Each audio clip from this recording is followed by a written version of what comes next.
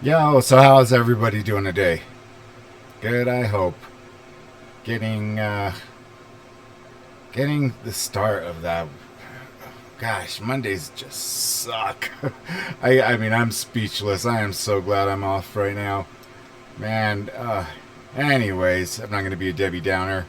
Um what I wanted to do was, now, I had heard this video when during the lockdown, uh, about a year or two ago, and that's how I got exposed to like Alejandro and a lot of other different types of musics. And by the way, I'm rocking the Eminem style, the hat with the little hoodie over it.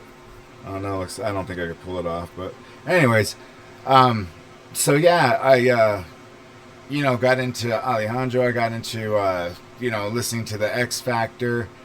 I remember there was one girl on there who could she was deaf and she could sing and like hold a perfect note, which was just unbelievable. Um, so yeah, I mean, it goes to show you how much talent is out there.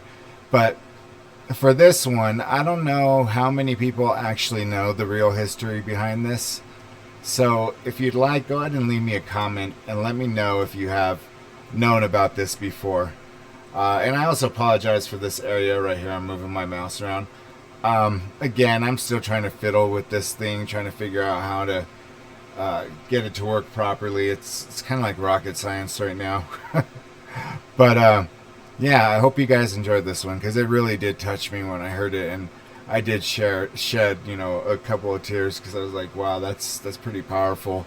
So without further ado, here we go.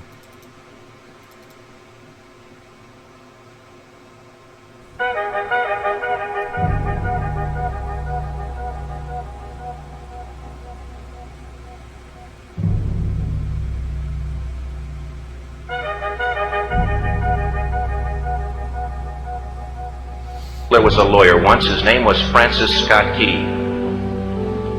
He penned a song that I'm sure you're aware of. You've seen it. It's in most hymnals throughout our churches. It's called the national anthem. It is our song as an American.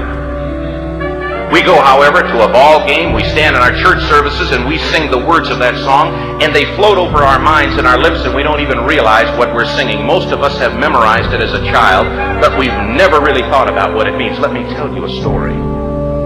Francis Scott Key was a lawyer in Baltimore.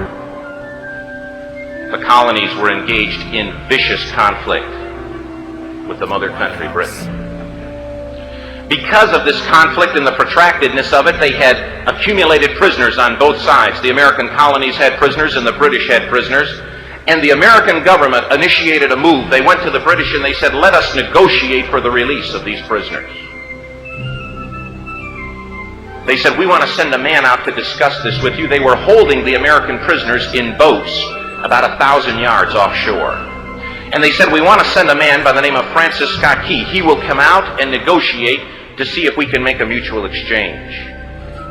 On the appointed day, in a rowboat, he went out to this boat and he negotiated with the British officials. And they reached a conclusion that men could be exchanged on a one-for-one basis. Francis Scott Key, jubilant with the fact that he'd been successful, went down below in the boats, and what he found was a cargo hold full of humanity, men. And he said, men, I've got news for you tonight. You're free. He said, tonight I have negotiated successfully your return to the colonies. He said, you'll be taken out of this boat, out of this filth, out of your chains. As he went back up on board to arrange for their passage to the shore, the admiral came and he said, we have a slight problem. He said, we will still honor our commitment to release these men, but it'll be merely academic after tonight. It won't matter. And Francis Scott Key said, what do you mean? He said, well, Mr. Key, he said, tonight we have laid an ultimatum upon the colonies. Your people will either capitulate and lay down the colors of that flag that you think so much of, or you see that fort right over there, Fort Henry? He said, we're going to remove it from the face of the earth. He said, how are you going to do that? He said, if you will, scan the horizon of the sea. And as he looked, he could see hundreds of little dots. And he said, that's the entire British war fleet. He said, all of the gunpowder, all of the armament is being called upon to demolish that fort. It will be here within striking distance in a matter of about 2.5 hours. He said, the war is over. These men would be free anyway. He said, you can't shell that fort. He said, that's a large fort. He said, it's full of women and children. He says, it's predominantly not a military fort. He said, don't worry about it. They said, we've left them a way out. And he said, what's that? He said, do you see that flag way up on the rampart? He said, we have told them that if they will lower that flag, the shelling will stop immediately. And we'll know that they've surrendered, and you'll now be under British rule. Francis Scott Key went down below and told the men what was about to happen. And they said, how many ships? He said, hundreds. The ships got closer. Francis Scott Key went back up on top and he said, men, I'll shout down to you what's going on as we watch. As twilight began to fall, and as the haze hung over the ocean as it does at sunset, suddenly the British war fleet unleashed. He says the sound was deafening. There were so many guns that there were no reliefs. He said it was absolutely impossible to talk or hear. He said suddenly the sky, although dark, was suddenly lit. And he says from down below, all he could hear the men, the prisoners, saying was, tell us where the flag is. What have they done with the flag? Is the flag still flying over the rampart? Tell us. 1 hour, 2 hours, 3 hours into the shelling, every time the bomb would explode and it would be close to the flag, they could see the flag in the illuminated red glare of that bomb, and Francis Scott Key would report down to the men below, it's still up. It's not down. The admiral came and he said, your people are insane. He said, what's the matter with them? He said, don't they understand this is an impossible situation? Francis Scott Key said he remembered what George Washington had said. He said the thing that sets the American Christian apart from all other people in the world is he will die on his feet before he'll live on his knees. The admiral said, we have now instructed all of the guns to focus on the rampart to take that flag down. He said, we don't understand something. Our reconnaissance tells us that that flag has been hit directly again and again and again, and yet it's still flying. We don't understand that. But he said, now we're about to bring every gun for the next 3 hours to bear on that point. Francis Scott Key said the barrage was unmerciful. All that he could hear was the men down below praying. The prayer, God, keep that flag flying where we last saw it. Sunrise came. He said there was a heavy mist hanging over the land, but the rampart was tall enough. There stood the flag, completely nondescript, in shreds. The flagpole itself was at a crazy angle, but the flag was still at the top. Francis Scott Key went aboard and immediately went into Fort Henry to see what had happened. And what he'd found had happened was that that flagpole and that flag had suffered repetitious direct hits. And when hit had fallen, but men, fathers, who knew what it meant for that flag to be on the ground, although knowing that all of the British guns were trained on it, walked over. You know, I know it's kind of hard to say, but are there many of you who are gentlemen who are, you know, in the age group of being drafted? I mean, how would you feel? Giving up your life? Say you were in a similar scenario where, you know, you're trying to establish your own country and London keeps on getting in the way of that. And at the time, London was the powerhouse of the world. during this period. And so for them to be, seceding from England, England just keeps on taunting them because they know that they, could outdo everything that the Americans could at that time for, the ships that they had, for everything.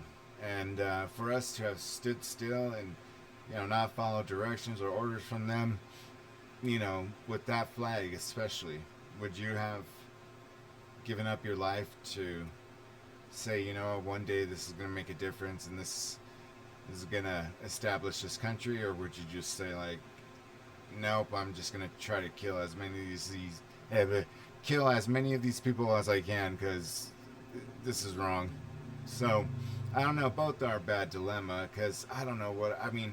I would want to say I'd be brave enough and patriot enough to stay there with the flag. It's just when you see death staring at you, it's kind of hard to say, oh yeah, I would do it in a heartbeat. But I don't know. What's your guys' thought on that? Over and held it up humanly until they died. Their bodies were removed and others took their place. Francis Scott Key said what held that flagpole in place at that unusual angle were patriots' bodies. He penned the song, "Oh, say can you see by the dawn's early light what so proudly we hailed at the twilight's last gleaming. O'er the rocket's red glare, the bombs bursting in air, gave proof through the night that the flag was still there. Oh, say, does that Star-Spangled Banner yet fly and wave o'er the land of the free and the home of the brave? The debt was demanded, the price it was paid. Oh, say, can you see by the dawn's early light what so proudly we hailed at the twilight's last gleaming, whose broad stripes and bright stars through the perilous fight o'er the ramparts we watched were so gallantly streaming, and the rockets spread clear, the bombs bursting in air gave proof through the night that our flag was still there. Oh, say, does that Star-Spangled Banner yet wave o'er the land of the free and the home of the